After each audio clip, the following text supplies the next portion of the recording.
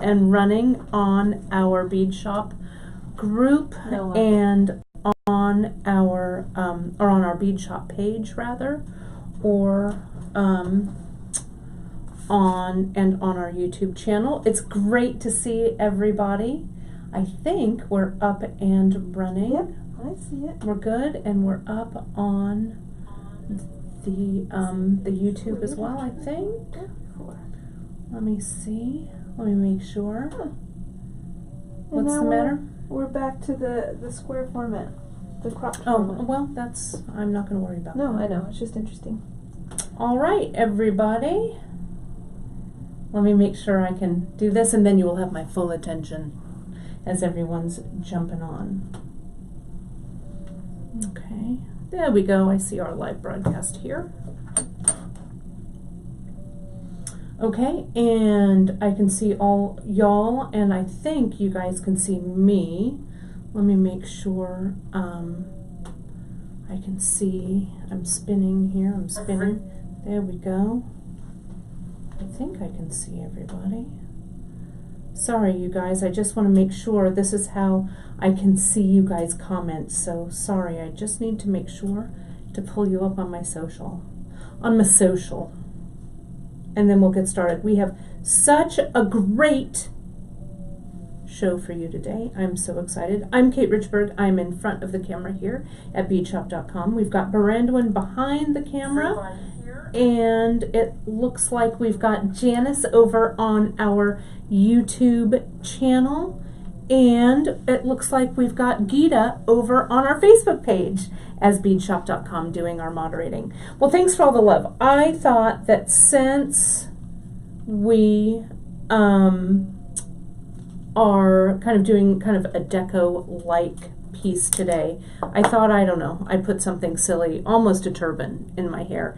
I'm telling you, all I'm going to do is wear turbans when I'm an old lady, and I'm almost an old lady, so why not start now? I also brought some of my pieces from my archive. Sounds kind of fancy, but it's really just a plastic shoebox over on the shelf that I'm calling my archive. But this is a style of necklace that I have been making for a long time. Back in the day when I used to teach a class at our brick and mortar store at Bead Shop, we would call these types of projects museum quality, right? So what museum quality meant to us, and that was kind of a moniker that Janice coined to kind of describe these pieces that we try and elevate a little bit. We try and elevate them with really high quality materials. We elevate them with a really critical design sense and design eye, maybe some unusual color combinations. So all of that goes into kind of this museum quality piece. So when we made this kit, and the kit I believe is almost sold out on the website. The kit is called Jade Dreams, and you'll be able to find it over on our website, beadshop.com. If we're out of it, and I think we're at the tail end, what I did this morning, I came in and I rushed around, and thank God for Drea. I got Drea on the horn, and I pulled a second color palette that I'm also going to show you, and we're calling it Carnelian Dreams. And it's stuff that I pulled from things that we have right here at beadshop.com. I'm going to walk you through these two necklaces that I have in front of me design-wise, because this is also a great way to kind of bust your stash that you have at home. So you can pick up some of the kind of what I like to call say something pieces, or pieces that are very unique, and then supplement with things from your bead stash. Because I know that all of you all have some beads at home for sure.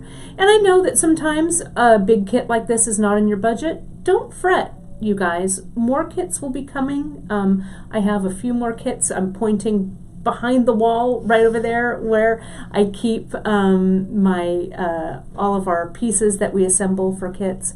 So don't worry, more will be coming, and this broadcast today is not only going to be about what I do with this kit, but I'm also going to talk to you about how to balance your own materials to create your own kind of museum quality piece. Okay, so it's great to have everybody on. I see Janice, you guys are chatting over there on YouTube, and I see all of you guys on our Facebook feed as well. So talking about my archive, this piece, you guys have all been noticing this piece that I've been wearing today.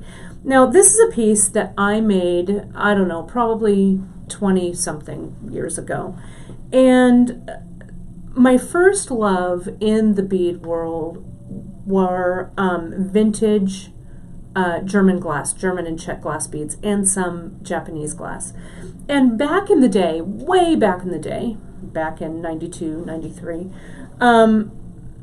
vintage glass beads were like thick on the ground, right? You could find them everywhere and they weren't very expensive, and I collected a lot. And at our brick and mortar store, we carried them and we had great trunches with them.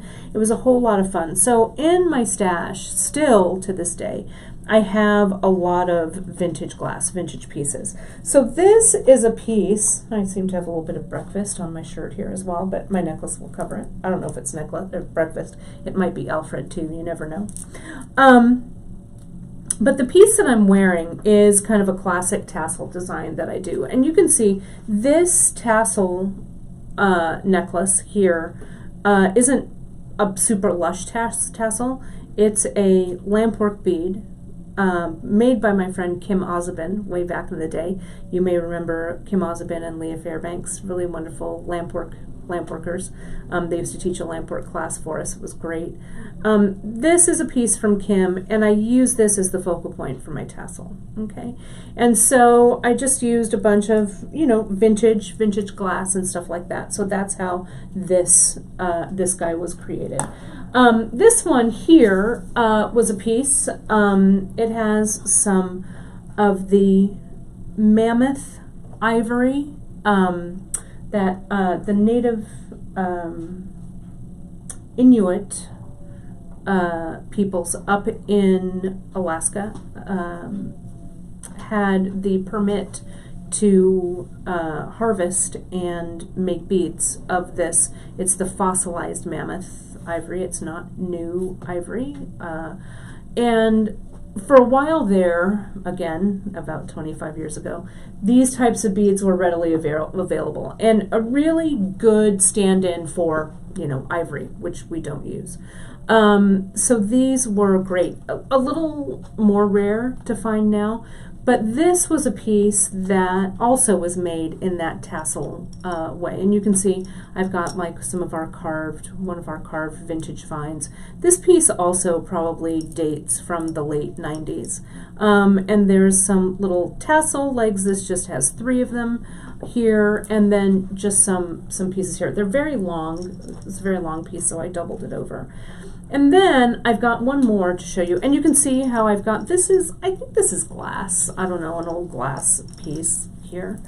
And then this one that I'm going to pull to the fore, this is the one that I kind of based the kit off of, again, out of my archive. So this is a piece, again, with the mammoth ivory, and it has some olive jade rounds, some old faceted vintage glass, and this disc, this jade disc. What was the inspiration for this kit was I stumbled across exactly 100 of these jade discs in my rovings, and they're old. The ones that are in your kit probably are about 30 years old, and the carving, the quality on these guys is exquisite. So that's what I built the kit around. Okay, so I did all this here, and this has some cinnabar here, little cinnabar fans, and some other things in here. So it was kind of simple. So when we had the idea, when I was shopping when I was in Tucson in February, and this kit literally, you guys, has been 6 months in the making. I started to assemble these pieces. So kits like this, and I really shouldn't be calling them kits. What I should be calling them actually is curated boxes, because that's what they are. Kit implies all kinds of other stuff, but this curated box is a piece, a box that's really 6 months in the making.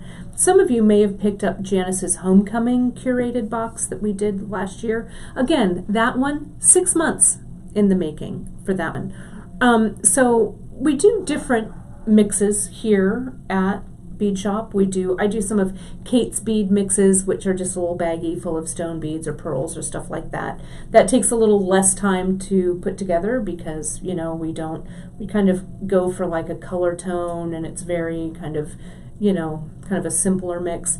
Things like this Jade Dreams one, I really literally, visually and physically almost weigh every single bead that goes in here to make sure that it's perfectly balanced and that everything will really work together. So I'm so gratified that you guys like it, and I hope you guys like this kind of companion one that I've pulled for it as well. Lynn is asking a couple of things here. What did you use to string these necklaces on back in the day? I'm going to take this off and actually look because I have no idea. I can't remember.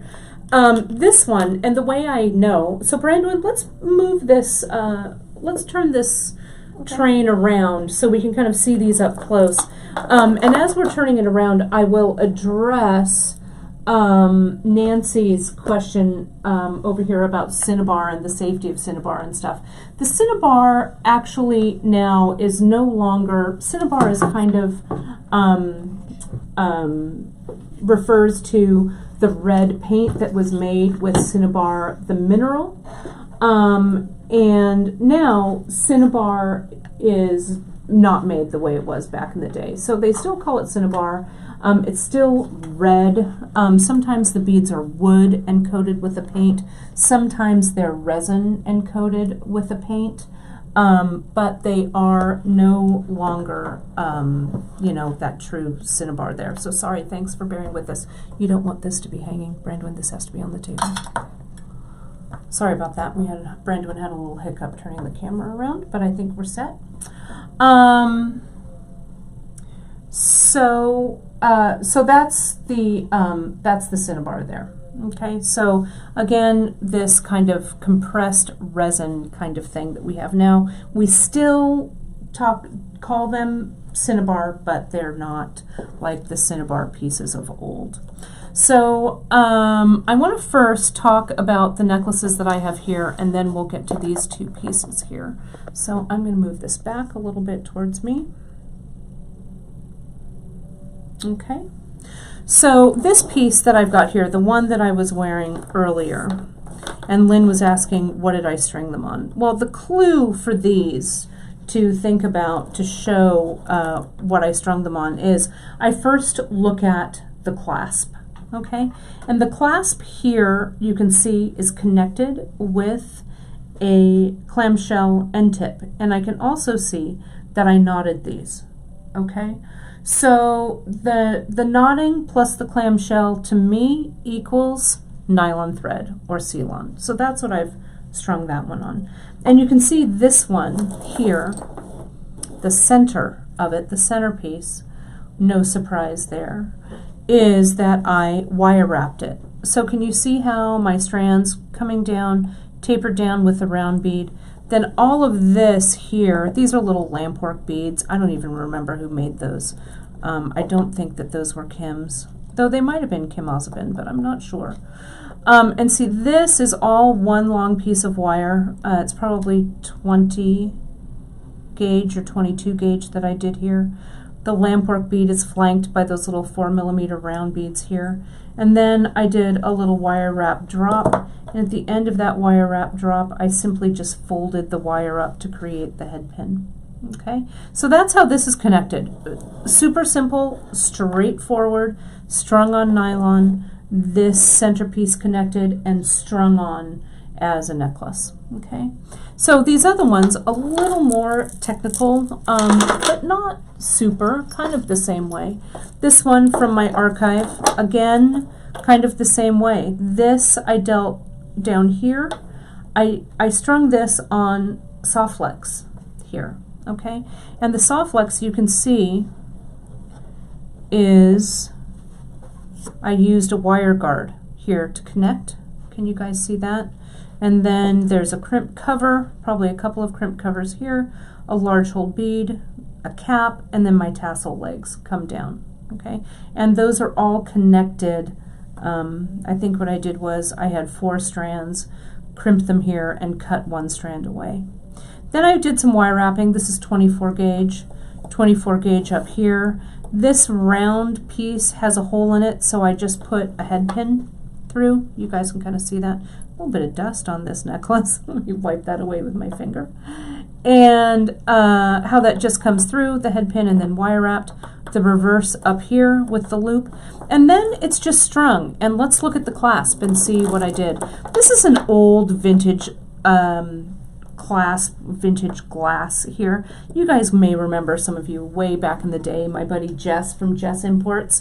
Jessie no longer makes these clasps, which is too bad, but it's, you know, their time has come and gone. But this is an old one from her in my stash. But you can see here on how it's connected, that is with a wire guard, okay, and then a crimp cover here. Okay, so that's how it's done, and then it's just patterned down. It's got those little check glass Buddhas that are there that I love them. So that's how this one is done. Same thing, I think, with the other tassel necklace that I did here. This one has a tassel that comes on and off, and I'll be honest, I kept looking for the tassel and I couldn't find it. So, you know, whatever. What are you going to do? I'm just going to roll with it. But you can see, I'm going to do this one today, kind of like I connected here. This, again, let's look at the end to see what I used, and it has a wire guard on it, so you know I strung this on soft flex. Comes down and around here, one long piece of soft flex, seed beads are over the top, back up through, and then strung through. And you can see I've got some seed beads and some things in between to act as little spacers. Okay, so all of these, so nylon, soft flex, whatever works for you. I'm using Ceylon today because I want to kick it so old school here that we're going to go back from for the Ceylon. So let me put this one aside. The other one I had Brandwin bring in, and you guys might remember this. If tassel necklaces, you guys, aren't your bag, aren't your gig, you can, I strung this a lot. I strung in this style, I guess, a lot as well. This is a necklace based on our Across Cultures bracelet, but it's one that we've strung. I've been stringing necklaces like this forever. And it's also a good way, if you don't want to use your kit with the disc hanging down like a tassel, you could incorporate it to the side, in the side of your piece, right? And then just string all of your pieces this way. This is one that I did, I think, on a Free Tip Friday. And I think it's up on the web and on the blog. But you can see it all comes, it's exactly like Across Cultures, okay? But it's just necklace size, all right? So that's also a great way to use this kit, okay? So I'm gonna move this aside, and let me move the kit so we can look at it. And Kim is asking if these necklaces can be photographed. We'll get them. I'll have Karen photograph them, and Drea will add them into the episode notes. So don't worry about that. Okay. So first and foremost, let's take a look. I'm going to move both of these kind of sort of in view, if you guys can see it. Kind of side by side here. I don't know, Brandon, if we can capture both of those, or if I maybe lift the camera up a little bit, if that's better. We got a good chunk. Good chunk. Okay, great. And so, and I'm sorry if you guys are having trouble with your connection. Our connection is super strong over here on the bead shop end, so you may just want to keep checking on your YouTube. It may also be, check if you're streaming through your data and not through an internet connection. That might be it as well. Okay, so just double check. But this, your replay will be, should be uninterrupted because we've got a good strong signal here. Okay. But double check that. Sometimes if you're watching on your phone and you're using your data, they throttle your data a little bit, so it moves a little bit more slowly. So jump on a Wi-Fi connection if you can. That may help. Okay. So I'm sorry about that, you guys. I wish that we had more control over that, but that's just kind of how it goes. So, okay. So here's the kit that I have over here to my left. Okay. And the one that I did earlier today, this one's called Carnelian Dreams, over here on my right. So the kit, the way you get it, it comes in this pretty little bag, and I put a little note in it for you.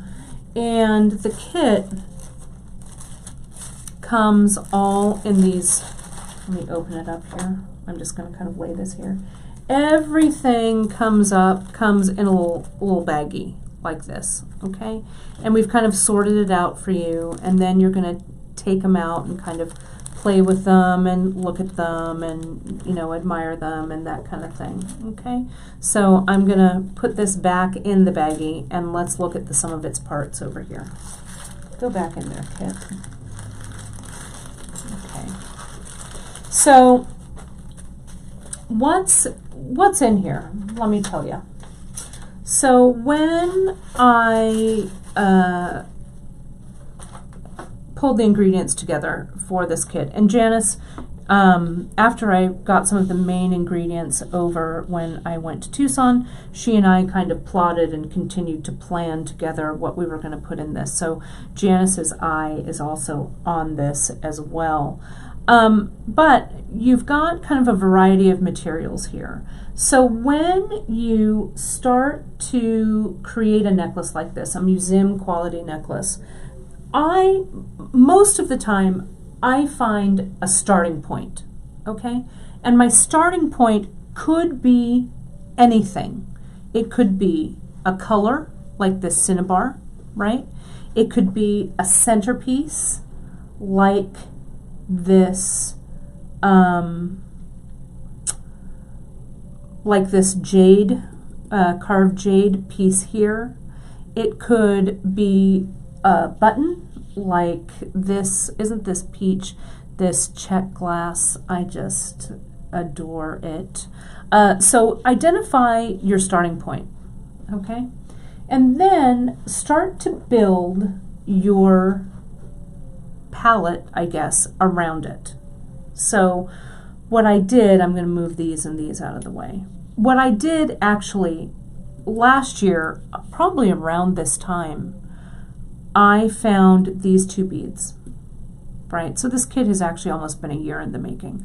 I found these two guys, and I immediately hearkened back to that tassel necklace that I made, and I said, I'm going to do a curated box. It wasn't long after Janice's homecoming curated box came out that I was like, that's right, I'm gonna do.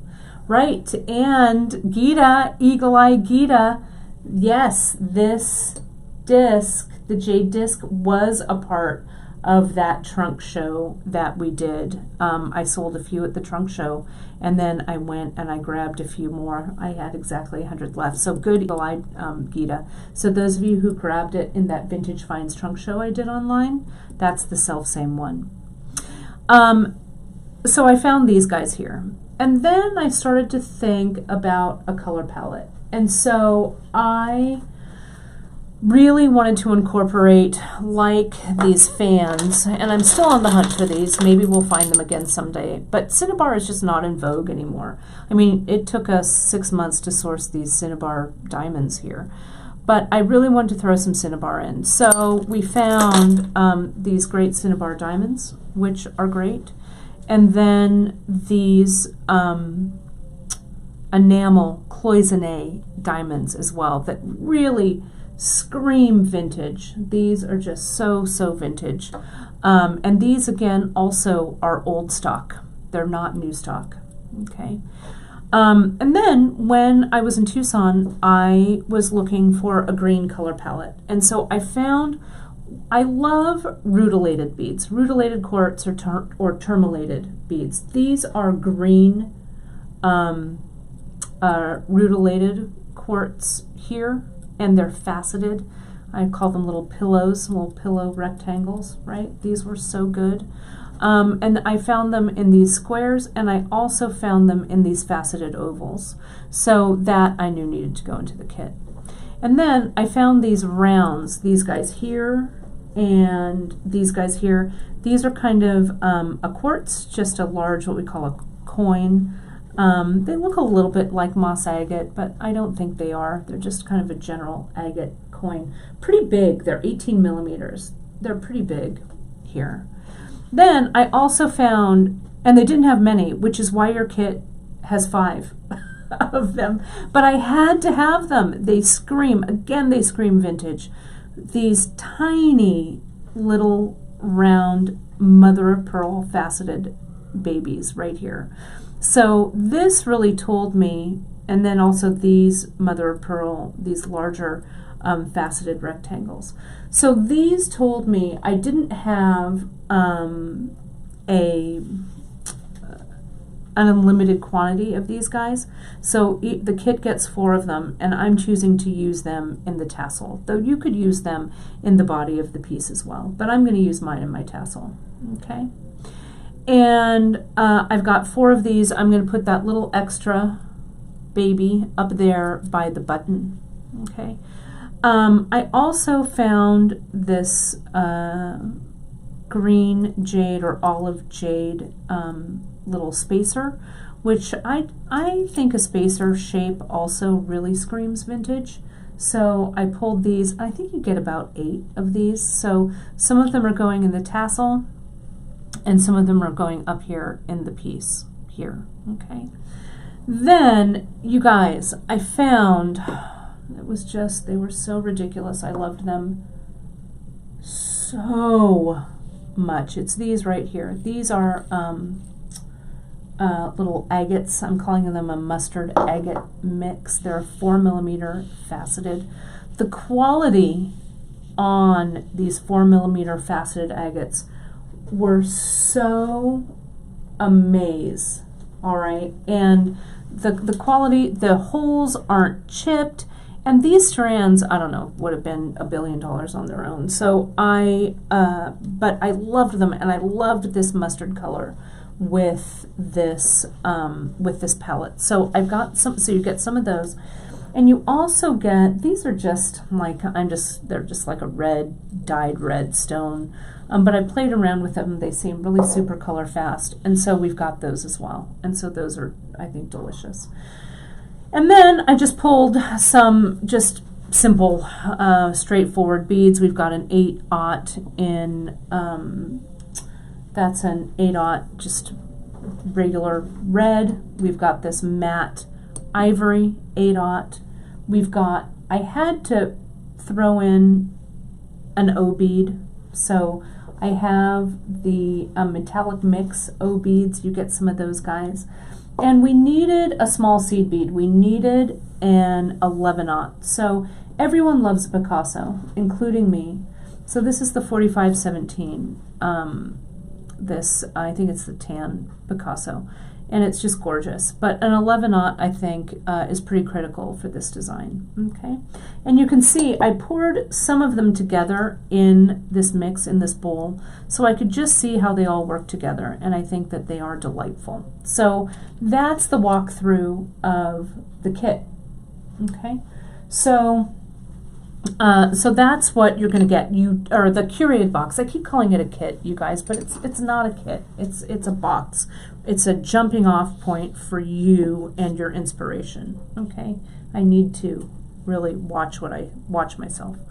So I also chose suggested, because your thread and your needles do not come with this curated box, because this is where you can decide what you want to use.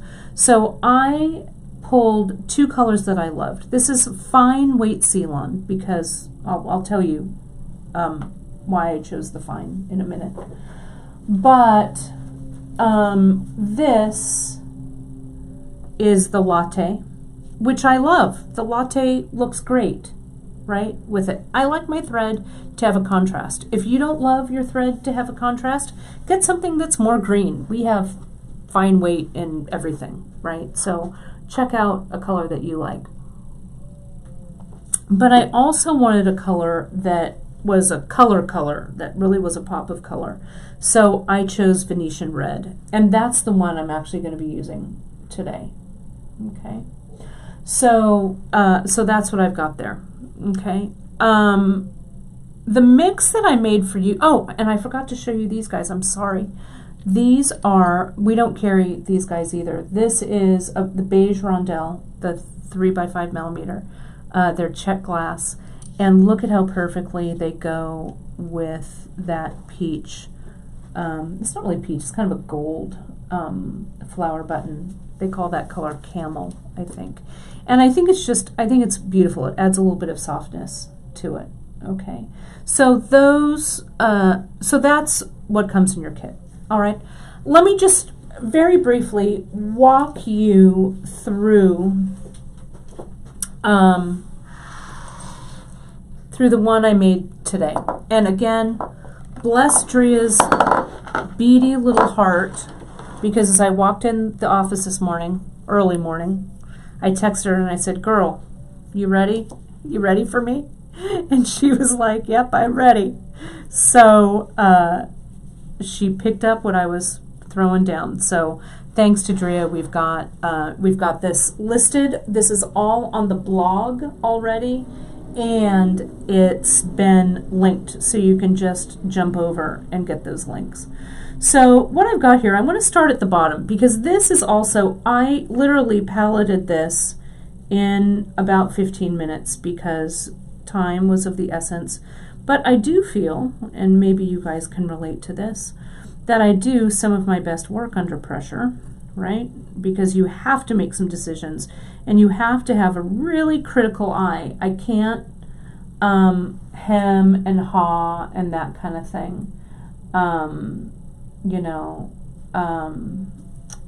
over it. So I just had to just go for it. So I'm going to start at the bottom. I got a little bit out of order there, so I'm going to kind of put everything back. But I'm going to jump over to the blog so I can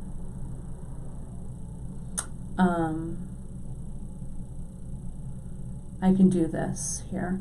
And again, you guys, don't fret. I know I feel so bad that these sell out so quickly, but there'll be more coming. Just check our newsletter, check into the bead table. I'm sorry, a lot of these really fantastic pieces are just limited, and I can't get more of them. So I appreciate it, but I hope that you like this alternative colorway that I did. But I do feel bad that I don't have one for everyone, but you will be able to go stash diving, I hope, and create something that's all you. So again, I'm sorry. I know I want everybody to have one. But sometimes that's just the way the kit goes. So again, let's take a look at these. These are pieces that we always carry here at Bead Shop. So I started with the tassel legs of this. And so these drops, these are the Jade Picasso. And again, this is all listed. It's called Carnelian Dreams. It's over on our blog, the Bead Table. You can access the blog through the homepage of our website, or just Google Bead Table blog and you'll find it. These are the Jade Picasso drops. Then I went to Ashanti saucers here. And I think I probably need like a little bit of a transition bead in between. Transition meaning a bead to make a transition, not the bead that we call transitions. So this is Slice of Life in 4, and then I'm going to put a Slice of Life in 6. Okay, and that's kind of going to help taper up. Then I use 10 millimeter Red Adventuring. I used Tides Out in Pumpkin. I used this. These are I'm looking on the list here, sorry. It's the Adventuring 8 millimeter rondelles, the smooth rondelles right here. Above this is the Saturn bead in Light Colorado Picasso. Then I used the sands, Sahara sands, that's what those guys are, okay? And then all of these, there's going to be some other beads, I don't know, that continue up to make that tassel. Maybe these melons, which I got. And also, I wanted a little kind of, I don't know, more of a vintagey color, so maybe these vintage white 6mm will work. And then for my centerpiece, I chose the, it's called the Perfect Pie in the green tones in Serpentine. We have, you guys, a ton of pie discs, so you don't have to use this one. You could choose any one that you liked, right, would work. Then all of this comes up into, and I've kind of laid it out, but now it's kind of become this little messy mess, but I can kind of quickly relay it. I pulled some base strands that I'm going to use, this 8mm Ivory Mercury, I think, the English cut, this natural agate, this jet fire polish in 4mm, and then this 6mm faceted onyx. So that's kind of some of my base. And then here, I'm going to use some of these jade rings in the center. And then I'm just going to have some little stations, right, that kind of have some interest to them. Pull those carnelian in, or the aventurine rather, the jade. I also use, this is a tribal and trade bead that we don't use often enough, I feel like. That one's called No Ending. It's ebony with a silver tone disc in the center, and I think it's just gorgeous. And then I'm just scattering these guys kind of throughout. I've also added this elongated, the Serpentine elongated bicone. And I'll just kind of lay it out in a pleasing pattern, and I'll string it up that way. So, and I also use, this is one of our new buttons, also a check glass button, and we call this one, I will tell you, it's on the list here somewhere. Oh, Delicate Dots. That's what we call that one. And then I thought when I string this, I would use black because I wanted to bring the drama. So again, this is on our blog. These are all separate components, okay? And you guys, this is not a kit. Carnelian Dreams is not a curated collection. So you can pick and choose the ones that you like. And there's a photo up on the blog as well, but we'll put a better photo in there as we get it. I also chose some seed beads. You can choose the seed beads that you want, but I chose the 8-1236. This is the matte terracotta. I also used the matte black, the 8-401F. And then I used an 11-aught. It's the 2091. I think it's the tarnished silver, or let me see, the matte metallic tarnished silver. So that's what I did there, and I adore this colorway. I can't wait to be wearing that on my body. So, so you know, again, you guys choose. You guys choose what you love, right? But I hope that this makes probably a pretty good stand-in, and you can jump in and be creative with your own stash. So let's get to making, though. I'm going to hand this over to Brandwin. So Bran, you take that, and let's get to making, okay? Because I want to show you there's some really specific thread tricks, I don't know if that's the right word, that I want to share with you when using with Ceylon. And if we're going to elevate our designs to museum quality, every aspect of this piece needs to be, well, perfect, right? And I rarely use that word, but you know, and when we say museum quality, I want you to think that you've gone to maybe SF MoMA or you've gone to the Met and you're in the museum store, right? And there are these museum ladies wearing these crazy necklaces, right? And they're all wearing black, and then they, you know, they are wearing this fantastic necklace. So that's what I'm picturing. I'm picturing that lady when I'm making this necklace. And sometimes I pretend to be that lady, but I'm not. I'm not always, right? But again, go stash diving, you guys, and really think, have that critical eye, bring your critical eye with you.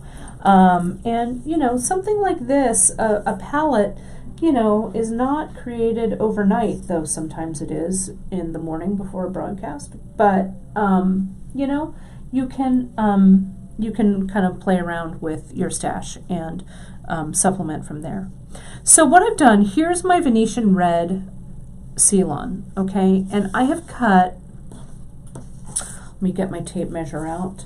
I have cut, I'll tell you, let me measure. This is a doubled strand, and I've cut a generous length. I've cut about 36, so about 72 inches of the fine weight Ceylon, and I've doubled it over, can you see that? Over my flexible eye needle, okay? So these threads are what are going to be the body of the necklace, the 2 strands coming up, all right? So what I've done before we went on air, I used, and this is why 11/0 are so important to me in this design, I used my 11/0 and I strung a few just here, like on with my needle, and you can see with the first 11/0, when you push it over the eye of that needle, that 11/0 pulls that or compresses that eye of that needle, and it slides right on the 2 strands of this fine Ceylon, okay? So what I've done here, you can see I'm going to put the seed beads on the back. This is what's going to go on the back, just plain seed beads. And that length for this disc, though your disc may vary just a little, they're all about the same size. That's about 1 inch of seed beads, okay? So then I get that inch, and then I string another inch of seed beads, because that's what's going to go on the front, right? And I wanted it to be a little, I don't know, a little more fancy pants. So I added just some interest with that 8/0, that 4mm mustard, 1 tiny little O bead, right? And then some more 11/0. So let's see how this works, okay? So again, this is 2 yards of your thread, and I'm pulling it down to make sure. Let me just bring it together. So see, it's all one long piece like this, right? So you're right at the bottom of this. I pull everything down, and then I check to see, I want this to be kind of tight, right? And kind of in the middle. So I can see that I've maybe put like 3 beads too many on each. So I'm just going to pull them off, right? Like this. That's all. And then I'm going to do the same thing with my other one that I have here, because I wanted 2 strands. And I wanted the needles on my piece, right? So that's why I doubled them over. So just stay with me here, okay? All will be revealed. So this needs to be 3, so I'm going to just slide off 2. And again, I don't really worry, right? I don't worry about, oh my gosh, do I have to measure this exactly? Just put some beads on, measure them against your disc, take off what doesn't work, and then get on with your stringing life, right? It's okay. So those work fine in front. I'm going to pull these around and back, and it looks like I have 1 too many on, so I'm going to pull that off, okay? So now, can you see I've got the 2 strands in the back, these 2 decorative strands in the front. This could be anything. You don't have to make it decorative like this, or you could put something else, you know, on there, whatever. I've just used these little 4mm faceted agates, all right?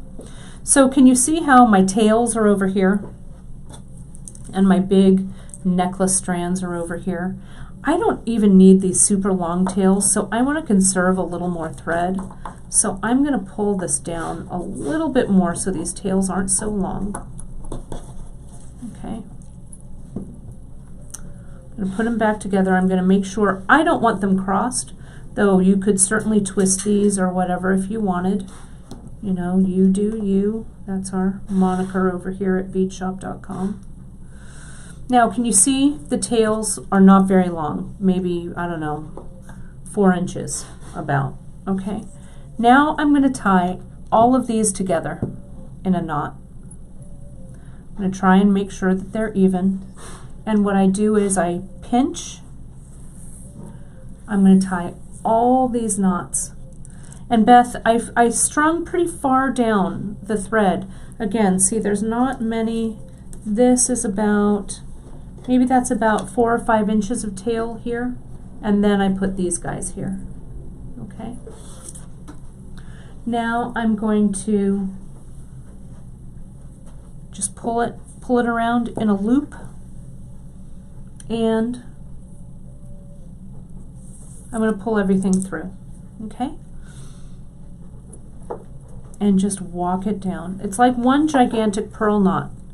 If you have trouble getting it down where you want, use your awl. Give it your all, kids. Tighten that sucker up. Now watch. See how this is still kind of loosey-goosey, this knot?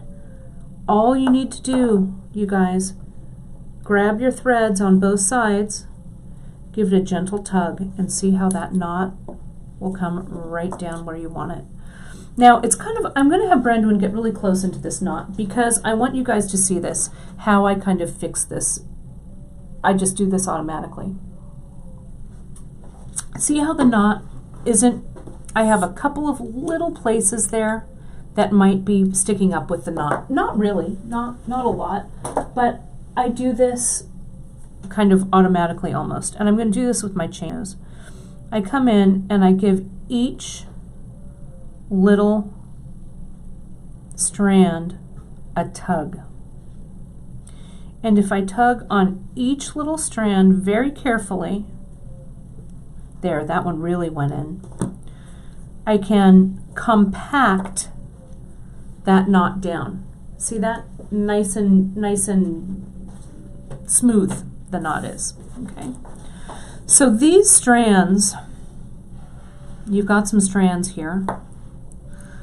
These strands can be used, or these tails, I guess I'll call them.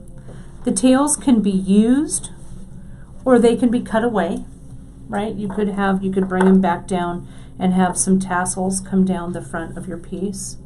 But I'm gonna ditch it. Beth is also saying you could macrame this closed. You bet, sister. You could certainly macrame this closed if you wanted, for sure. I'm gonna add just a drop of hypo cement, just a drop of the GS there. Okay. And now, if this were real stringing time, you guys, and not Bead Shop Live demo time, I would probably not cut these tails off right now, okay? Because I really want that glue to set. But this knot literally is not, thank you very much, going anywhere, okay? So I'm just going to come in. I could clip them or thread burn them. I've got my thread burner right here, so I think I'm just going to burn them off. You can see I love my thread burner so much that I put my name on it so no one takes it. I love it. I love having these back in stock. I'm just going to come in and really carefully singe those threads. Okay, so there it is. So then you've got this knot here. What I found was that I wanted a bead that had a big hole, big-ish hole. This knot with this bead is actually going to show. But if you use something like, Bran, would you hand me the jade ring that's over there? Just one of them, yeah. These jade rings that we have, it's not included in the kit, right? But you could get any large hole bead if you wanted. And can you see how my 2 strands now come off this knot here and here, right? So I've got needles on the ends, okay? And that the tails and everything are all taken care of here. Let me flip it over. There we go to that pretty side. If I wanted to hide this knot, I would simply bring these strands through and look for something in your stash. I didn't want to hide the knot. I wanted to see the thread. I wanted this to be thread forward, but you can see that this jade ring comes right on down and looks beautiful over the top of that, okay? But I'm going to, and see how I'm just using both of my needles? I'm going to put our beloved carved jade piece, and there's a little bit I need to get just a hair closer with my thread burner. I see a little bit of a shaggy place there, which I don't like. Does not belong in the museum quality, you guys. So let's just dab it or bounce the hot thread burner along that knot to get rid of those tails. And there we go. Okay, so that looks delish. Okay, so I'm gonna deal with this for just a few moments more because I want to show you how I start this. And if you can see the tray, I kind of have everything laid out. The dealio on a box like this is that you kind of need to separate your beads or split your beads so you don't use everything just on one side, right? And this, for me, this is kind of a hard thing for me to do because I'm not a great symmetrical stringer. Well, I'm kind of lying on that. I like to string symmetrically, but it takes a little more of my time, a little more of my design time to think about how I lay this out. Random for me, yes, that's my gig. But what I'll do here, can you see how the space is a little tight right here up next to the big carved beads. So I'm using some of my 8 mils and some of my small like O beads, and maybe I want a nice red to kind of pull that red together, and then maybe I want to taper up with another rondelle. So see how when it comes out of the bead, we've got a nice taper. And I did an intentional repeat on these O beads, okay? And I just, so it looks more like a little spacer. Okay, like that. And then I want to pull, since that mustard is there, let me get one of these mustard. And some of these in the mustard mix, there's like little clear, they really vary in color, so they're not all going to be this mustard color. Okay, but all of these fit over the double strand of fine weight Ceylon, including the size 11 seed beads. So and sometimes when you're doing this, your thread kind of starts to twist this way. Let everything kind of untwist, let it kind of hang and untwist. Then you can kind of pull your beads down. But don't try and string those beads over the twist, because it'll be a little more difficult for you. So now, can you see how my start has started? Has begun? Me design has begun. I could have even started this with an 11/0 right at the bottom, but those sit pretty nicely. Okay? So that's the start there. And you could tie a couple more threads on here if you wanted this to be a little more luscious. I could string some more and do a few more. You know, your knot would be bigger. You can do more and kind of tie them up into the knot and then clip them away. Or I could just string another one and kind of tie it around this center section. I could do that a couple of times. That would work too. So if you want a few more, that'll be good. But let me show you now how I deal with starting the tassels.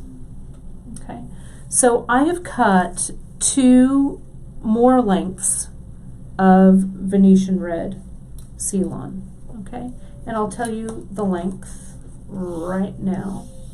I kind of arbitrarily did it. So this is, it's about 44 inches, okay?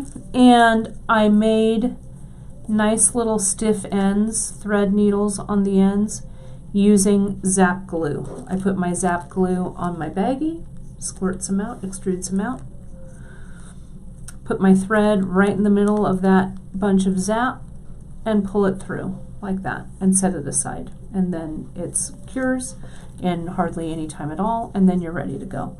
I am going to get my thread snips though and kind of snip these at a little bit of an angle, and I really glue a long end. This is at least an inch, maybe more, so that if my threads unravel, I can go ahead and clip them, right, if the ends get a little shaggy. So now I need to decide how I want to attach these threads. I could macrame over the top of these, which is kind of seeming like kind of a cool idea. Macrame over the top. Or I could string like this.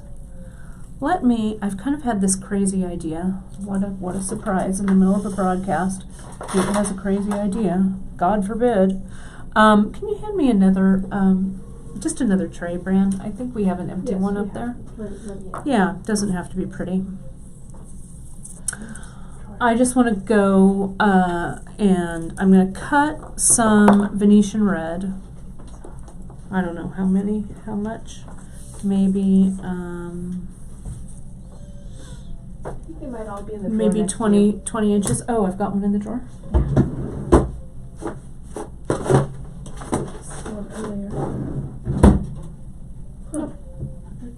That's okay. I'll use this. Doesn't matter. I'm going to clip this.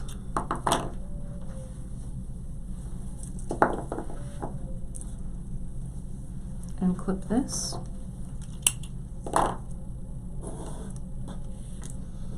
And again, you could string your beads, but if I macrame, maybe I want something that's a little heavier, right? So I'm going to get this out of the way, make myself a little bit of space here.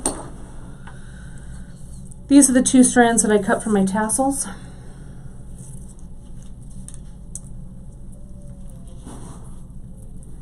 And I'm just going to use my clampers to put them on my box, my design tray. You could also do this on your macrame board, but see, I've got a little bit of space there. And I'm going to macrame, instead of with a heavier thread, I'm going to macrame with 2 threads. I know, shocker. Okay, so this comes under, and I'm just going to macrame it, right? So let's do a quick, my P's and Q's, and you guys, the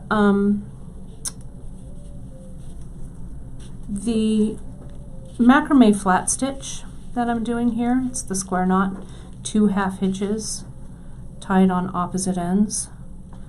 We have skill builders over on beadshop.com, and those skill builders include this macrame flat knot. And see how if I am macrameing with a doubled strand, see how my macrame is a little beefier? That's what I'm looking for. So instead of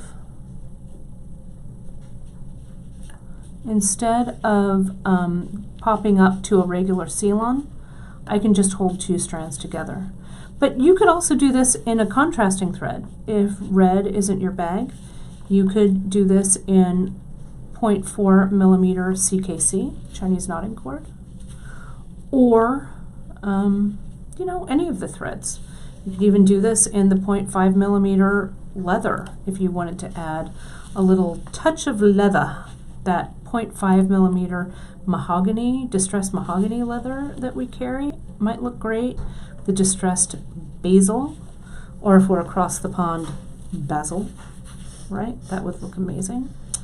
So any of those would work. So this is where, when you get that flash of creativity, okay, kids, you go with it and you say yes to your creative muse. If it all ends in tears, it does not matter, because, as Julia Child says, who's to know, right? You just take it out and you redo it. But I think that this looks pretty good, if I do say so myself. So I'm gonna. Okay, and so you just continue. It'll just take me a few to get this big enough to go around. But as I was saying earlier about your mixing and about your the percentages of when you're creating a mix like this, find a centerpiece, okay? Something for the middle, something that kind of, as Tim Gunn likes to say, is a soul stirrer, and that's where, you know, that's a great starting point. Then, so that's one, okay? You're going to also need some kind of a closure. In this case, we're using a button, okay? And then you're going to need about, if your necklace is 100%, right, of the beads, you're going to need, this necklace is about, I don't know, 30% maybe of what I like to call focal beads, like these beads that are kind of on your bead board. Your kind of say something beads, like I was saying earlier. That's about 40%, okay? Then there's another, maybe if like your focal beads and your clasp and everything is about 10%, then about 50% of this necklace will be like your small beads, like your spacers, like your, this guy, your little mix of tiny beads, right? So that's kind of how I look at it, okay? In that 40% of your say something beads, maybe half are bigger and half are smaller, okay? Those exact sizes, I don't know. You don't want to deal with exact sizes. But when you put everything together in a visual color palette, you want everything to kind of fit together nicely. So that's kind of my rule of thumb, I think, for the way to pull one of these color palettes. Okay, so let's take a look at how this looks. I'm going to unclip it, and let's see how it looks around our disc. Okay, so here it is. I'm going to put this through the back, this guy. Just pull it up just a little bit, thank you. And I was super close with my measuring, but I actually want to put a few little beads down there anyway. So I'm going to hold these double. So I'm going to see if these go through doubled.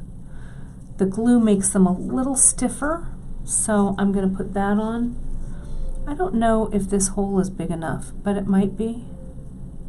I have one oddball little mother of pearl. I was going to put it by the button, but maybe it'll go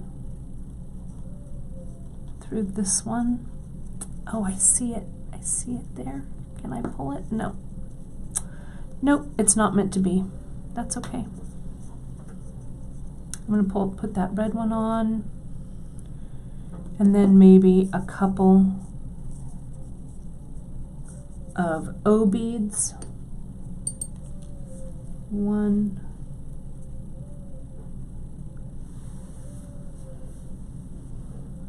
One, come on, my fingers are all nah. And this one. Okay. And that one.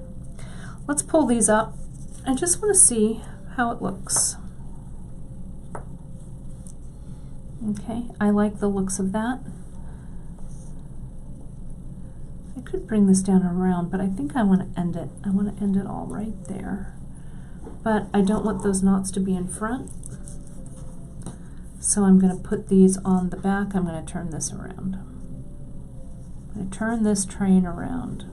And this is something you're always thinking about, right? When you're designing the placement of knots and stuff as well. So let me get that in there. There it goes. The zap really does make these ends nice and stiff, so you don't need a needle. There we go. So I'm going to take all of these strands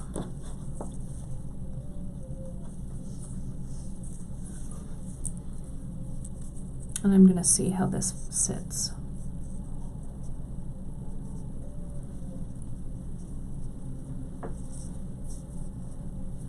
There we go. I think that looks really cool right down there at the bottom. I think I'm going to add, I think it needs one more round red one. So I'm going to do that.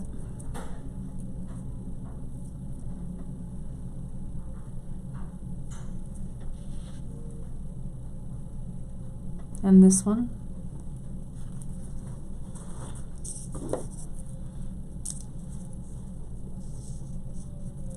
There we go. Look at how nice that is. And those little beads down there are kind of a surprise. Make sure though that you're doing this on the front. Let me move this around. I was like, wait a minute, that looked like the back. There we go.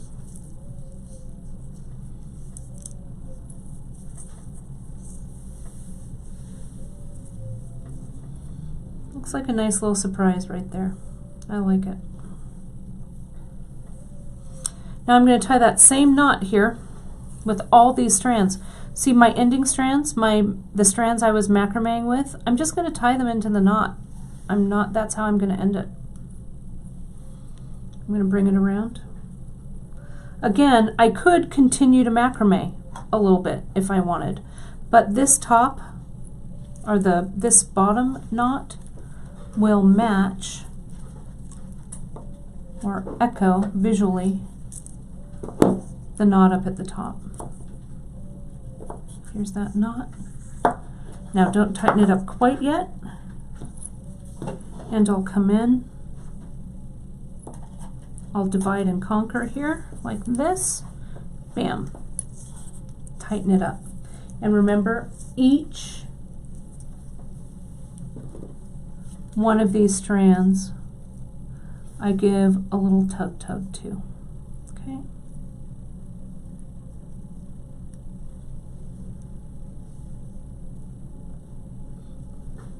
Just like that. There we go. And those are ready.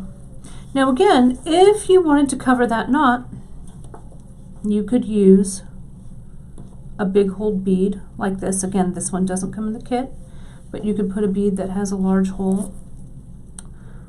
I ended up with a little bit of slack in there that I don't love. So, let me see.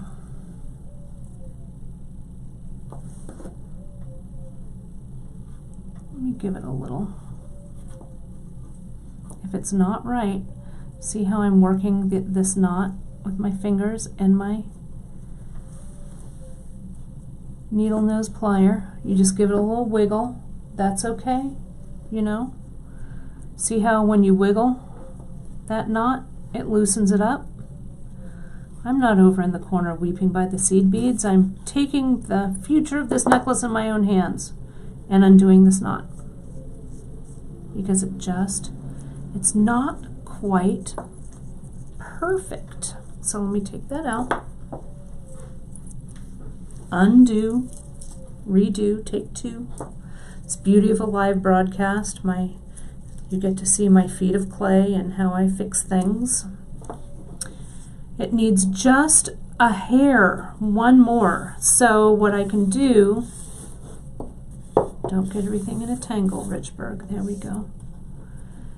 It really looked like it was one of these bead lengths. So I'm going to, instead of 2 O beads, I'm going to put in 4. Okay? I'm going to add 2 more. 1 and 2. And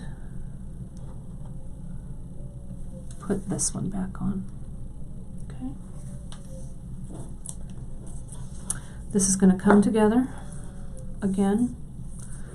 Take a deep cleansing breath.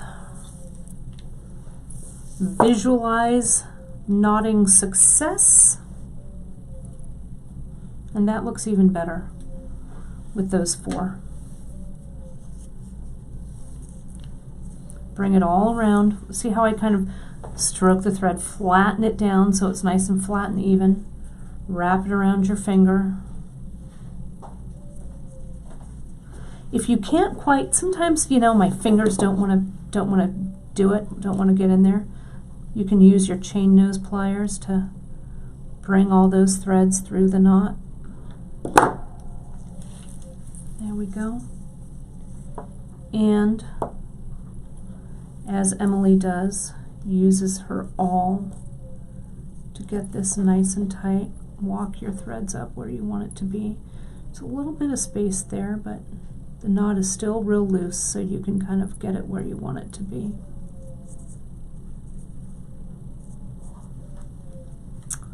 Let me see, where is this little...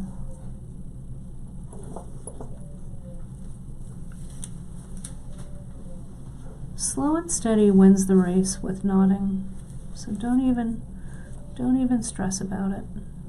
There we go, she said to herself encouragingly. Okay, so now pull and tighten, and see I've got that little extra thread, but that's okay. That's when I come in and I say, hey, pulling 1, let me pull it with my chain nose. Pull 1, pull 2, pull 3, 4, one of them's got to be it, 5,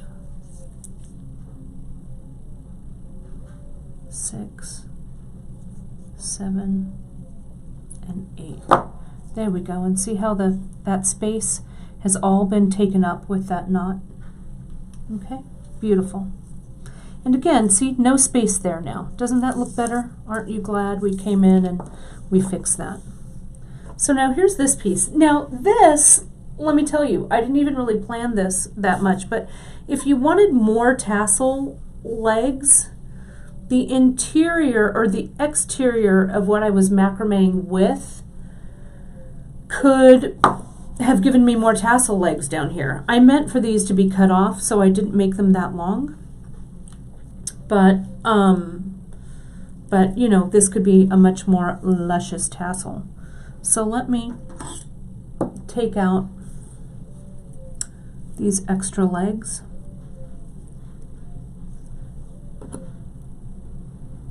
Here and here and here. Again, I'll put some hypo cement there. I can also come in with my thread snips. I could burn them away, but these I'll clip. 1, since I burned the other ones. 2, but again, I would glue this knot. But we're going to pretend that I've glued and let this glue sit and cure. You could also just keep these tails kind of out of the way as you're working, you know, after you've put your glue. Okay, so here's this. Now we're ready to get our tassels in here. Get our tassel on, kids. I start by pulling my threads out, okay? Kind of pulling my threads so that there's no twisty twist right here. That one's twisted. That looks about right, actually. All right, so they each have their own little lane, okay? Now, you just start stringing. I'm going to string one tassel leg. I have not prepared in any way for what I'm doing here, design-wise, tassel design-wise, except for what I've laid out earlier. I'm going to start with 5. I should start with 3 because I can't get these. I need them closer to my eyes. Sorry, I'm a little out of my focal range. It's also getting a little shaggy on the end, so that's why I put so much zap glue. Whoops, come on, there we go. I put so much zap glue on the ends so I can really trim away so it goes, these beads go on much better when it's not shaggy. Okay. Leslie's saying, I'm afraid I get impatient if things don't go to plan, and sometimes she has a meltdown. You know, Leslie, I have a meltdown too. I mean, ask everybody before Facebook Live, before we go on air, whether or not Kate has a meltdown. But keep that meltdown kind of in your head, right? I mean, that's what I do. That's, you know, if I'm doing something and I try and think of it as a learnable and a teachable moment, right? So if it's not working, walk away. And I do what I call let the project simmer, which is why I never feel guilty for having multiple projects going on at the same time. Okay? I don't feel guilty about it. So that if I'm having a mental meltdown about a piece and it's like not going to plan and everything just is not coming together, I'll move on to the next one. I'll color palette some other beads. I don't know what I'll do, but something, right? And then sometimes I just let myself do it, let myself feel it and feel the frustration. You know, for those of you who know that, you know, when I do metalsmithing or work with my torch, you know, I literally sometimes have a meltdown where things melt on my soldering board. It's not pretty. So, you know, you just sometimes have to just jump in, you know, and make it happen, but also walk away when it's not right. Now, there was a question back here. Beth asked over on the Facebook feed, how do you know how long your ending piece is going to be? Do you measure or just wing it? Excellent question, Beth, because the length of your tassels plus the length of your bracelet, or the length of your tassels plus the length of your necklace, is what is going to, it's going to make a difference, right? So I usually, since I love making tassels so much, I usually make the tassels on these pieces first.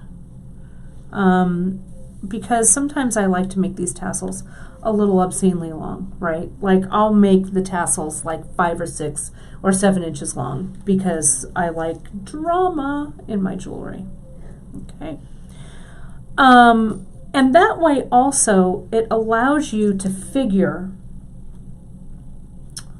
what length your necklace needs to be as you hold it up, right? You can say, oh, I've made these tassels 5 or 6 inches long and I don't want this to go all the way down to my waist, so I need to kind of rein it in here a little bit and just make the necklace perhaps a little bit shorter. So I start with tassels, but some people don't.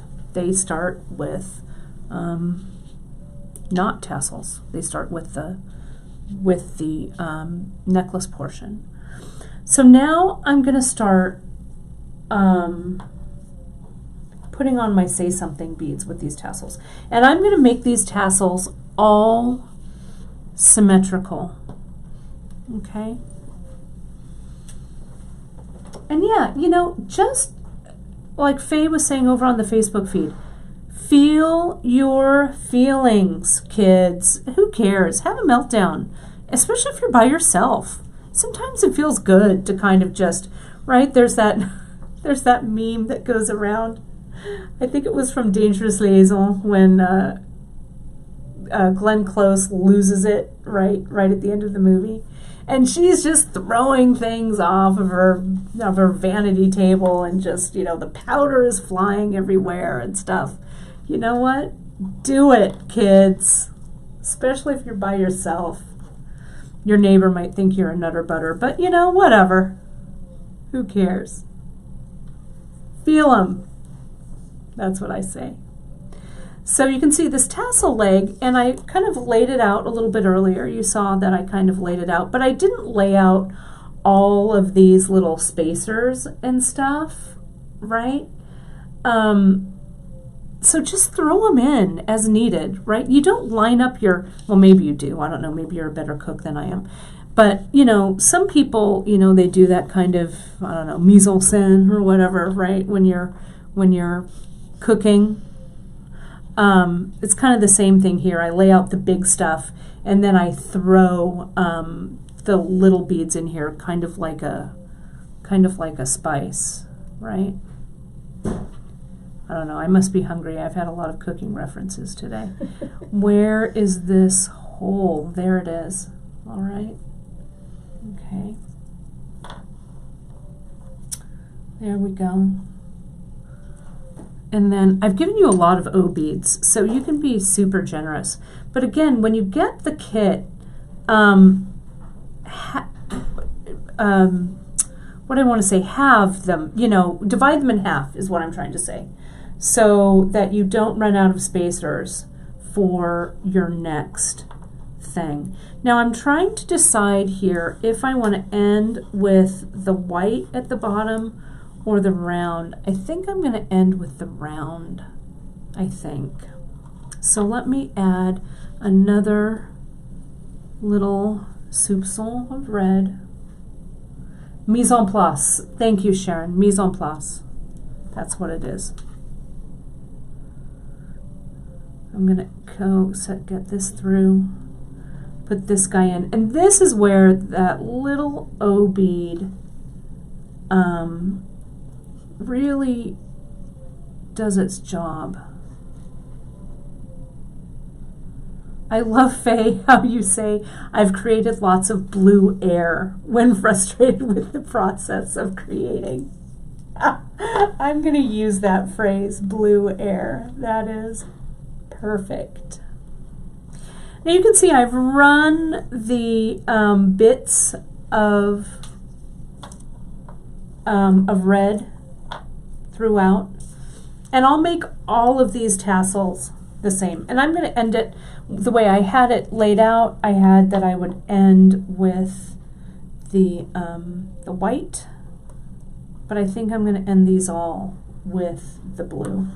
And I'm going to show you how I tie this knot, how I knot it off. Okay, I'm going to come in, and I'm going to get my 11 knot. And this is how I have finished off. I actually want to finish it off just a little bit better. I'm going to get an O bead.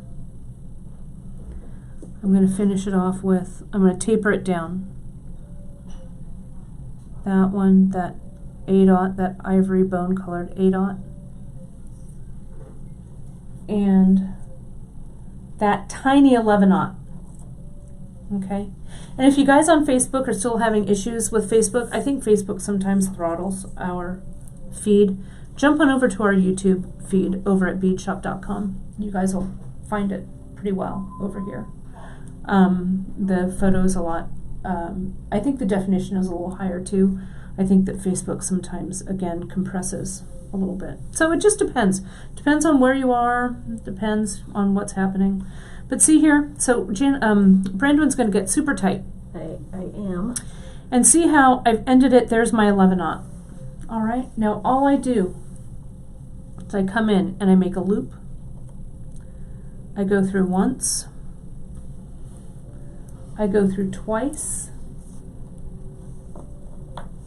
See my loop there? I'm going to get my knotting tweezers.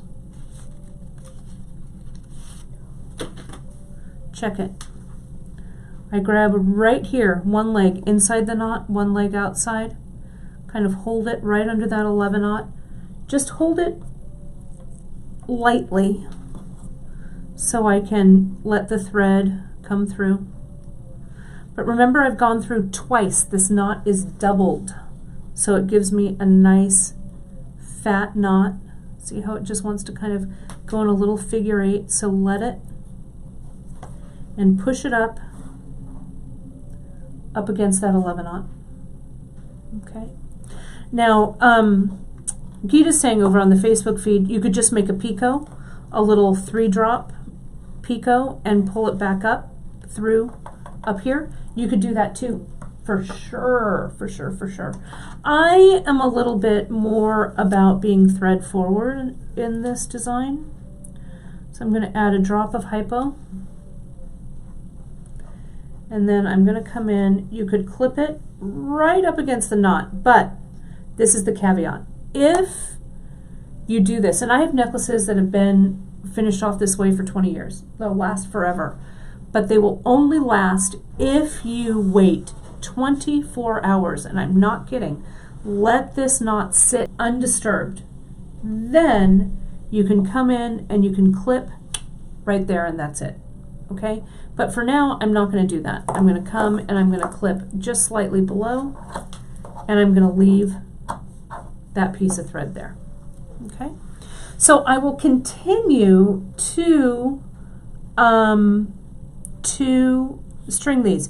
And yeah, if you guys want to come down through a bead and come out and tie it up here, that's cool too. You do you. That's cool. I love just doing this tiny little knot.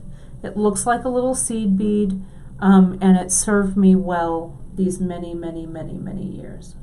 Okay. So that's it. So you'll make all of these, and so you'll see when you're done with your, and don't worry, I am going to finish this, and we will have a photo of it in time for episode notes, I promise you. But if I lay this out a little bit, these larger elements as they say, you can kind of see. Will you try to do each one with the same? Yeah, it's going to be the exact same pattern.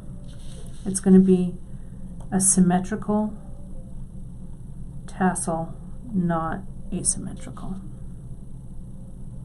Okay, but those are the big elements there. So you can see that'll be juicy juice. It'll be pretty nice. Okay, I think it looks good. All right. So let me show you the ending. Okay, let's end it all. We're going to string, and you're just going to string, right? We're going to come up here. Let me get rid of these guys. You saw how I tapered, right? We can start using larger beads and our spacers. We're going to run just slightly over, but you guys will be all right, because this is an epic. Yeah, and the tassels will be all the same length, Elizabeth was asking. Indeed, all the same. Now, I've cut myself plenty of thread here, kids, right? Because I wanted to make sure that I had plenty of room to improvise up here. I could also put little sections of macrame like I did here on the disc. I can incorporate a little bit of macrame onto the piece. But see how right away I'm going to put in a statement bead, I guess is what I call these. You know, like a say something bead or a statement bead or whatever you like to call it. These little delicious, I'm so in love with these mustard agates. I'm telling you, I'm really feeling it with these guys today. And see how easy it is to bead with this double strand right on my needle. Right? Works. Whoops, my tails for my tassels are in my necklace, or in my body of my necklace. Okay, so there we go, and you can see. So this is something, when I'm doing a necklace like this, if I feel like I want a little extra strength to it, maybe, you could, since this is doubled, we could periodically, I wouldn't do it exactly every single time, but I could put a little pearl knot. Maybe I could. There we go. I could put a little pearl knot right there.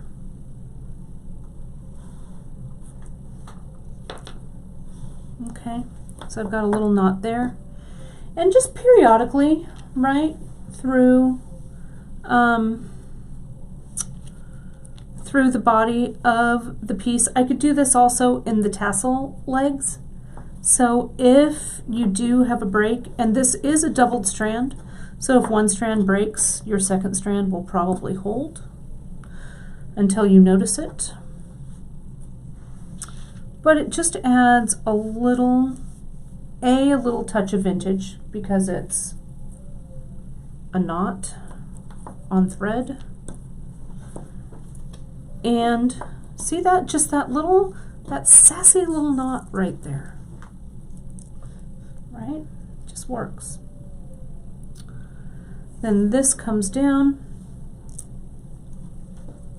So I'm adding my little spices in between. Let's see, do I have another one? I think I've got another one of these, so I want, and then maybe I'll go here and here and here. I don't know, but I'll just continue on, okay? And this is where, at this point, at least after you've strung one tassel, this is where you take this piece to the mirror, okay? And you hold it up and you look at yourself and you kind of visually mark with your eyes on the piece where the rest of these kind of say something beads go, okay? Because you don't want to lose, you don't want to lose these behind your neck, really. You kind of want these to be showcased kind of in the front. So that's where this dance of placement is going to come in.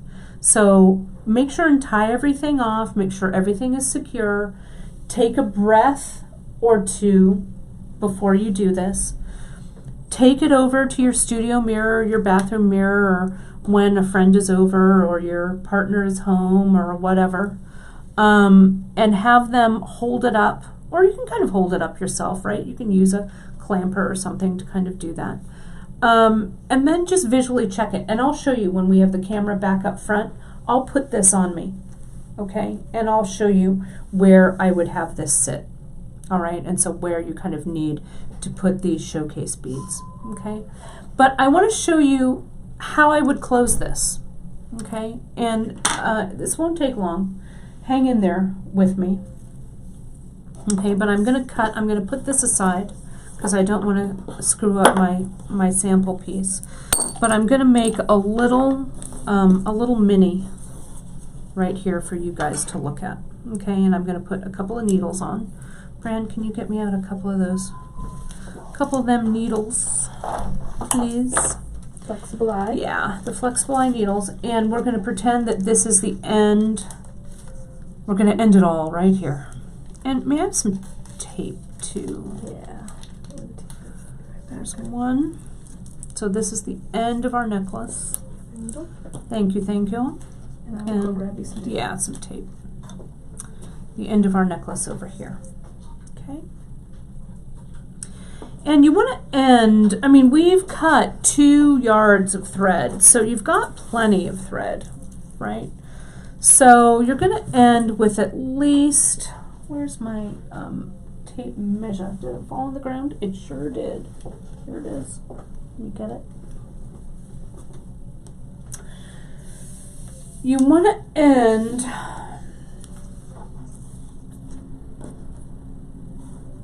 I don't know, with at least 4 or 5 inches, okay, you need to close. All right. So I'm going to put a piece of tape here. We're going to pretend that that's our necklace down here, right? We're going to do the same thing over here, okay, and here. That's not enough. There we go, okay. So I'm coming in, and let's see, I'm finishing this off with whatever beads I'm finishing, right? La la la, la. And this one, and whatever, right? La la la. A couple of these, small ones to taper down.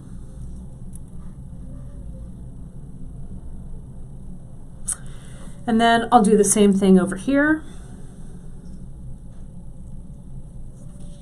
I'll make it match. This one, and this one, and these 2 at the end. Okay. And these holes, the ones that you're using at the end, you want to make sure that you're using something that has big holes, okay? These rondelles, check glass rondelles, the holes are plenty large, okay? So now we get our button friend. Here's our button. And you can do a couple of things. I'm going to do this with seed beads, okay? But you could do this with macrame, or whatever, however you wanted to cover your thread. Okay, so I'm going to, for the button side, I always start with the button side. I'm going to do this in red. I'd probably do this in, well, I'll probably do this in this bone color. Might be a little harder for you guys to see. But I'll put on a couple of these 8/0. Again, this is where those 11/0 so come in handy. Maybe 2 of those. Okay. Now the button. Go through the shank of the button. It shouldn't slide over those 11/0. Let's see if it does. Oh, it does. That's okay. I'm going to add 2 more 11/0. Makes a nice transition under the shank of the button. Yeah, isn't this button dreamy? It's just dreamy McDreamerson. I love it so much. This comes, right? So can you see what's under there? And I'll move my fingers so Brandwin can see too. See how there are 4 seed beads? The button, 2 8/0 on either side, so 4 8/0, 4 11/0. Now, you don't want this to be too super tight. You want to get a little bit of space there. Want it to be visibly tight, but not physically tight. Watch what I do. I come back through, and I think it'll do both of these, through both of these rondelles. And I just kind of finagle all of this down. Remember, the rest of my necklace is down here, right? But see how I've made, and you could do this whole loop with 11/0 if you wanted. I wanted to use some 8/0 so it would go a little faster. A and B, you could see what was going on. But see that there? I'm going to just tie a knot here. You're going to pretend that this is the rest of the necklace. Let me just tie a knot because this tape isn't cutting it for me. Okay? So see there? End of my necklace. The button has some air to move here, and that loop creates that shank. These 8/0, maybe I would also end it with an 11/0. See that 8/0? It sits a little awkwardly here, so I'll do that on the other loop. These could use another pair of 11/0 right there to make this transition smoother. Okay? Then I still have this. What I do, without fear, is clip my thread away, or my thread, so it's now in 2 pieces. I put this needle aside. Now, this, if you guys learn one thing today, this is what you're going to take away. How to tie this knot here so it's nice and tight and secure. On one side, I just choose a side, whatever, laying here. So I'm going to start by tying a square knot. And I'm going to take my right thread over my left thread and through the loop. There's one knot. Okay? Now I'm going to turn everything over. That was a half hitch. Now I turn everything over so my threads are coming around that center thread, and I tie a full square knot, 2 half hitches, one on top of the other. Right over left, and down,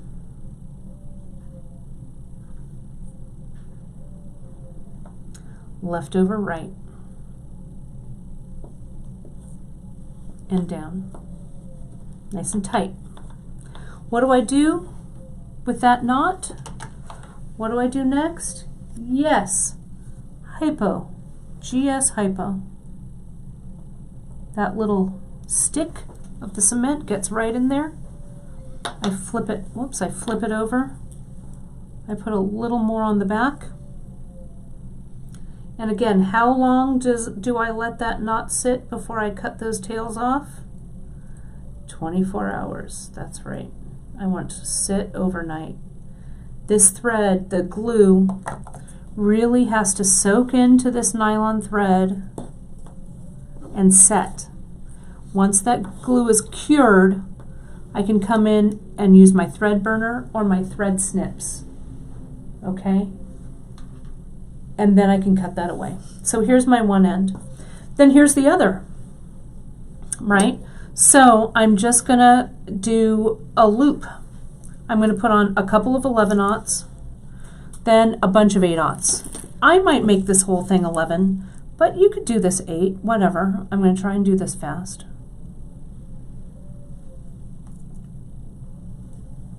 But I always need to put the button side on first, right, you guys? Because I don't know how big to make the loop if I don't have the button on, right? So I need to make the button first, put the button on first, so I can make sure I know how big to make the loop. And you could, you know, you could do anything you wanted with this loop. You don't have to make it all the same bead, you know, throw in some, mix some 11 and 8s, or I don't know. You do you. You make it pretty, however you want to do it. Okay? Now I'm going to start to look at my loop size. Not quite. We're doing the little dance of having the loop be not too small and not too big. I'm gonna tie a knot here on this other end too. So I've got a little bit of space to work with here. There we go.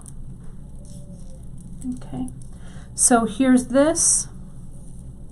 And again, you need a little bit of air because if your loop is tight, it's going to sit funny, right? This loop isn't going to sit nice and round.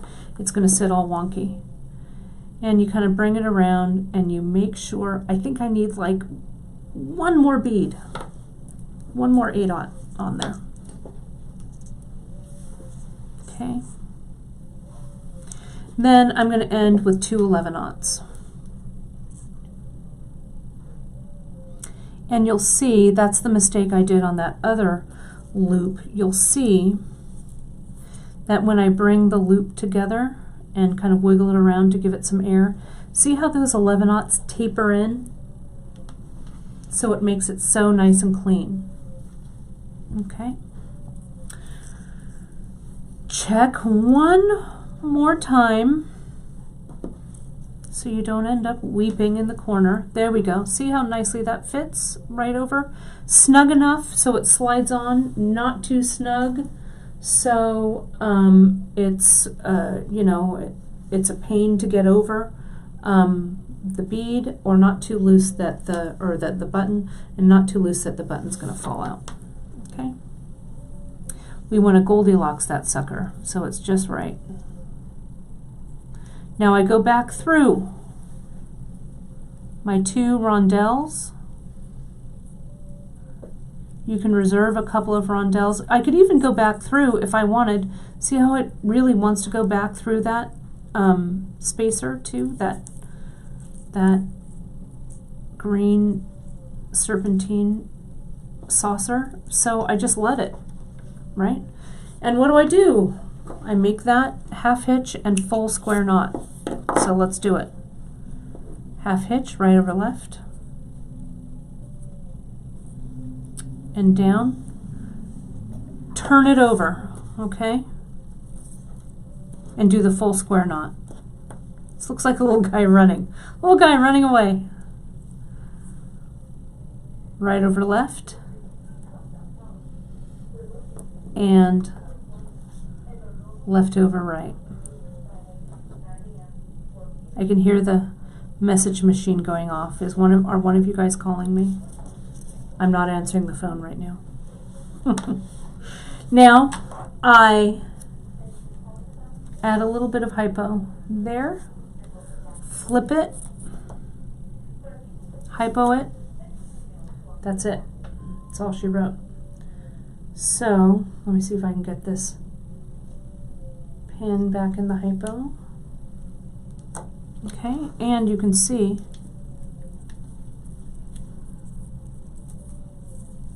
that's the closure. Look at how pretty, and look at how I like the contrast of these 8/0 with that touch of 11/0 there. I love it. And then the rest of your necklace, right, if we bring this in, obviously the rest of the necklace is in between here. Okay? All right. Does that work? So I am going to show you guys. Now we'll move this. We'll move this camera around, and I'll show you guys how this was going to. How I kind of measure it. Okay. But I hope you guys dug it. I had a great time with this necklace. It's an epic project. It was really a masterclass today. I hope you guys enjoyed it. But again, you know, if you got the kit, bully for you. It's great. Thank you so much. We love your support. If you didn't and you're watching this later, you do you. Go to the blog. Take a look at our at the choices I made, and Drea helped me list over on the blog, which was awesome. You can start there, give that your starting point, and then go stash diving, right? Or go shopping. Go shopping on beadshop.com. We really appreciate it when you guys support us. Your support of our website makes these broadcasts possible. So we really, really, really, really appreciate it. Okay, so see what I've got here? I'm just going to kind of put this around my neck here, and I'll show you. See this length from like here to here, and I can have it go down a little bit further. It doesn't have to be that high. Maybe this is right. I'm trying to check myself in the video to see what it looks. Maybe this is a little bit better.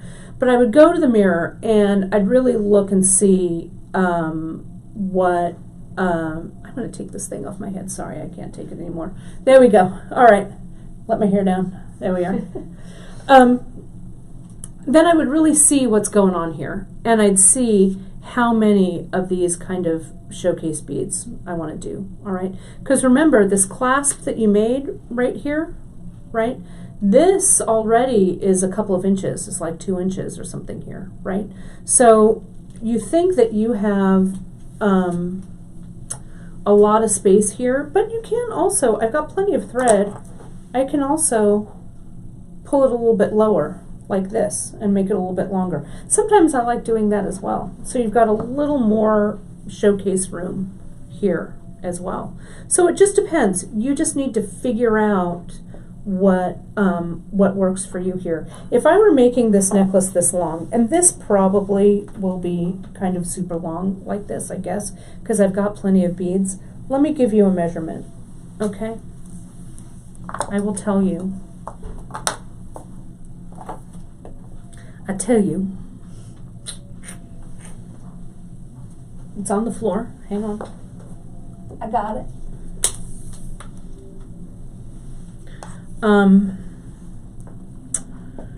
It's about 15 inches there to there. So this necklace, from what I like to say door to door, right, from the back of the button to where the disc is about 30 inches. Okay, so that'll do it. And you can also do this if it slips over your head. You don't have to use the button as a clasp, and you could put the button like on the front of this piece like this. Look at how gorgeous that kind of looks. Zoom in on that. That looks in the center. I don't know. You could do it, right? And make and size this to you. Some of you guys are saying I'm super tall, and some of you are saying I'm super short, and you know, what else? You just do your length, what works for you, right? But these are just your guidelines. I am loving how this looks in the middle, but I'm going to use it in the back, I guess. But you could put this, macrame this in right here at the bottom. Wouldn't that be delightful? I don't know. And then, you know, use another one of these for the button, or get a conventional clasp, or, you know, whatever. So, I don't know. Whatever works. There's a question about using the micro seal-on. You could use your micro, but I would double up your micro a couple of times, okay? Because it's a little, I think it's a little thin for this. So I might use 4 strands of micro rather than 2 strands of fine. So, okay, you guys, I just heard Karen's lunch delivery. I don't know, you guys might have heard it too. It's that time. It's time to call it a day with this Bead Shop Live episode. I hope you enjoyed yourself with this one. I did too, and we really, really appreciate your support of our kit and our whole enterprise here at beadshop.com, because we would not be here without the support of you guys. Sharing the word about our website, you know, buying your beads from us, you know, gifting people items that you've made from our projects. We really, really, really appreciate it. We really appreciate you. On Friday, Friday's Free Tip Friday. It's going to be a really fun one. A couple of things. Tomorrow, just as a reminder, tomorrow's August 1st. If you're watching this live, if you're not, and August has passed us by, we may be out of this mix. But I'm doing the monthly mix this month, and it's a little sneak peek. It'll be on the website tonight at midnight, but we've got plenty of these. So don't set your alarms or whatever. Just buy this at your leisure. We've got plenty of them. I'm calling this the Sea Star mix, the monthly mix. And the cool thing about this monthly mix for August is it's all 8/0. There's no mix of sizes. And my project for next week for Bead Shop Live is I'm going to loom. I'm going to weave with these guys. And I have a really great project for you guys. We're going to do looming and laddering the ends of these bracelets so you get a loomed piece that also tapers. I think you guys are going to love it. I'm super stoked with the way that my sample is coming out, so I can't wait to share it with you. Also on Friday, for Free Tip Friday, you guys, those of you who have sent all of your well wishes out to my mama who's watching today, you know that she has been laid up with a little bit of surgery. So she is getting sprung from her rehab facility. Her foot's getting better. She still has a little bit of a road ahead, but I'm going to be down at my mom's house on Friday. So that's where Free Tip Friday is coming from. So I've got a really great, tomorrow, we are launching a new document we're calling the Needlepedia. And Janice has spent a really long time compiling all of the information about needles and stuff on this document. I'm going to go over it a little bit. We're going to have another broadcast that's going to go over it a little more in depth. But tomorrow I'm going to talk to you, or on Friday rather, I'm going to talk to you about making wire needles. We're going to talk about the Needlepedia. I'm going to have some thread and stuff there for you guys to play with. So it's going to be really fun broadcast live from my parents' house. It's going to be awesome. It's like I'm going back home. So it'll be fun. So you never know who's going to be on that broadcast. The dog, my sister, who knows, whatever.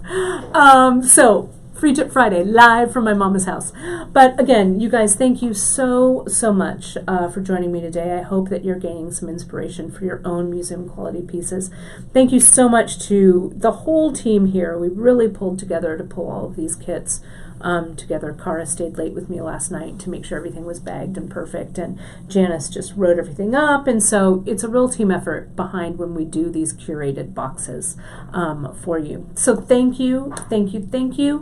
I will see you guys on Friday and next week on Bead Shop Live for my looming project with the monthly mix that goes on sale tomorrow.